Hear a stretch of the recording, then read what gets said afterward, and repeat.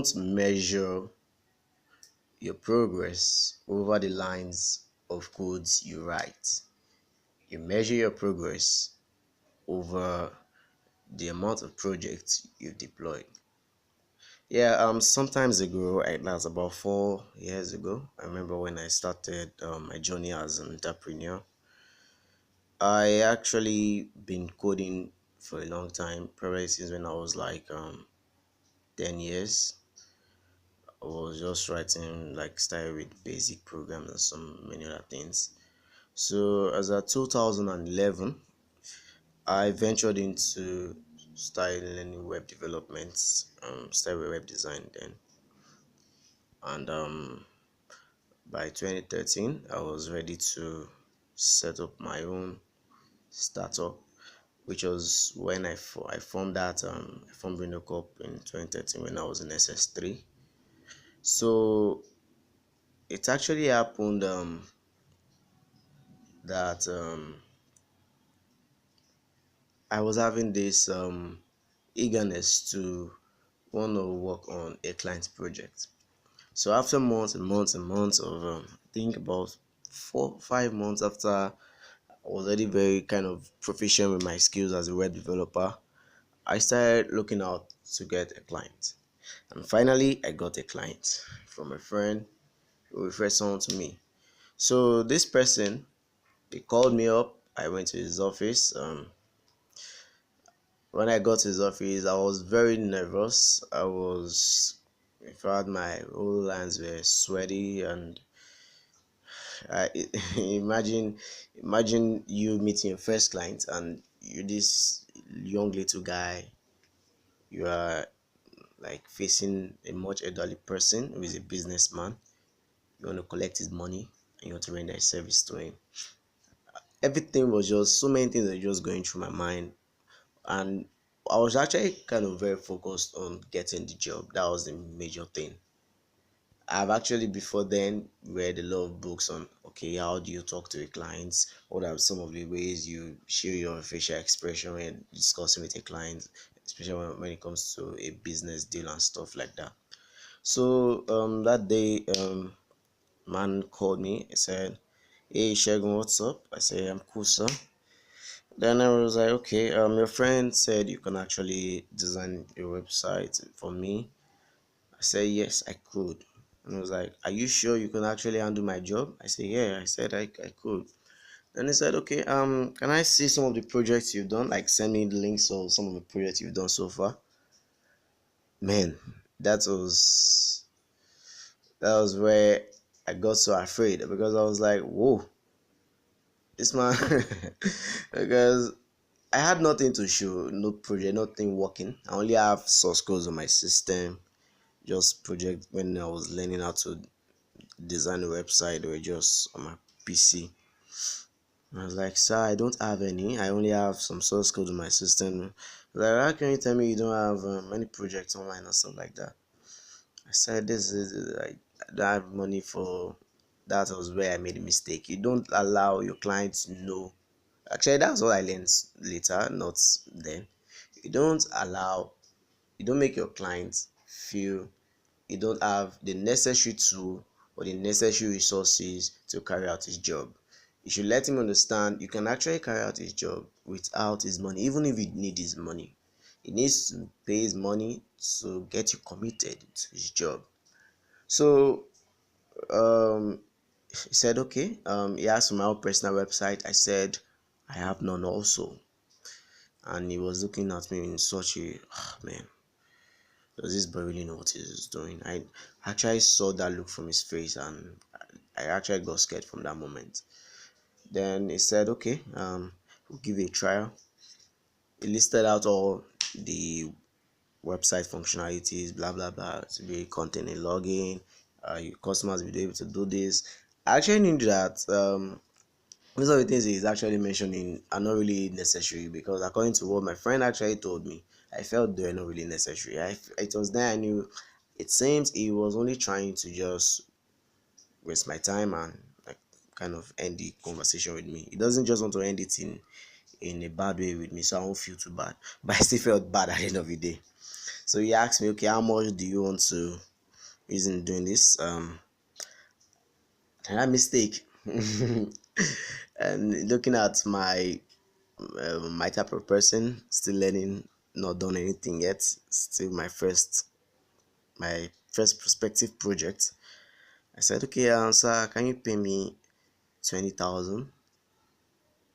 That's where I felt so, yeah, my heart started beating. I was actually thinking he was going to say, well, that's too expensive. He was like, okay, since it's 20,000, I know I'll call you when I'm ready for the website. And that was the job was gone. I didn't get call upon. I didn't waited for calls for weeks, months. For I know it's almost like 6 months. So I just had to like, if I wanted to give up. So along the line, I got three extra jobs, two extra clients. Sorry, three extra clients. Actually, I failed on two. I failed woefully. It was so bad. The experience was very bad. So one thing I would actually advise a lot of entrepreneurs is that when you start something, you need to understand what you're getting into. You need to understand what you're getting involved. The way you perceive something might be very different from the way it ought out to be. You don't say, okay, it's not really just like fine, you can actually have a very perfect plan, but things there are so many circumstances that can alter this plan that you have. Some of these circumstances, for example, an architect has designed a building, and this building, we've started construction on this building. Something can go wrong somewhere. It can be from the laborers who are working on that building, or maybe the contractor who is set to work on that building might use cheap materials for that building. The owner of such building might discover this and say, I don't want this, and everything just going to end from there, meaning that the architect actually has perceived that in few months, okay, whatever he has designed is going to see it in reality. But because of circumstances that revolves around doing the construction of that project, everything has to be altered. So most of the times we don't just assume. It is always best we plan and ensure that whatever we're planning for has to be right. It has to be available. In terms of funds, if you want to embark in a project, I won't advise you to just embark on a large scale project that you know you're going to need serious funds. If you try and start with the little funds you have, it is going to alter a lot it's going to cause a lot of problem for you. It is best you try and save up to the amount of you executing this project, so the finish line. And if it is a project you know, okay, you don't need funds to carry out, use your skill. Your skill can be your asset. It is your wealth. You need to build that skill. That skill must be very proficient. You need to advance your skill. There are so many people out there, so many self-acclaimed entrepreneurs who just visualize on doing something. Yes, you have the idea, but it is best you also have the necessary skill in which you're going to use in carrying out this idea. So this was what made me feel with my two next projects and two next clients, because I was only having the perception that this is how it's going to be, this is how it's going to be. But when I was meant to deploy live for them, everything just it went the other way around, and it was beyond my control. The third project actually was successful, but not from my own credit. It was successful because I gave it to somebody else to help me finish it up.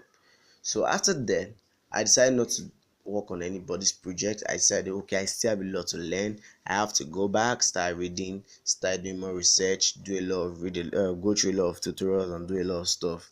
Then I launched my own website. My website was live.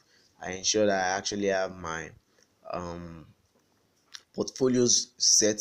Even the project I worked offline, even if putting on GitHub, people should see it. Started doing things like that, and this was what I used in getting my other clients along the line. So every entrepreneur out there, it is actually very okay. we get that necessary skill. It is also very okay we ensure we know what we are doing. We shouldn't just put our mind into what we are into our perception. We should try and ensure that whatever we are trying to accomplish is right there. It is set. It is set. It's either we need skills or we need funds, or we need both of them. If your skills is archaic, improve on it. If you need funds, get more funds, because you shouldn't start a project with low funds. You end up having an incomplete project, and that is very, very bad.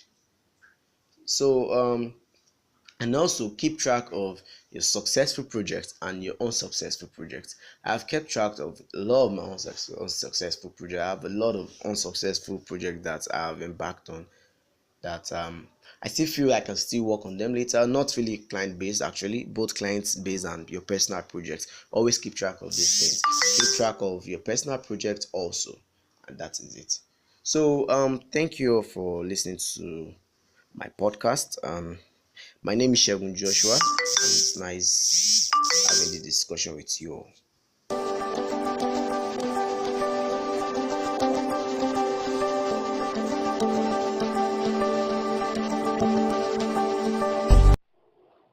Hello, I hope you enjoy listening to this wonderful podcast. My name is Segun James, the founder of myguideforbusiness.com. Don't forget to subscribe to this YouTube channel for more, and visit www.myguideforbusiness.com for more tips on how to grow your business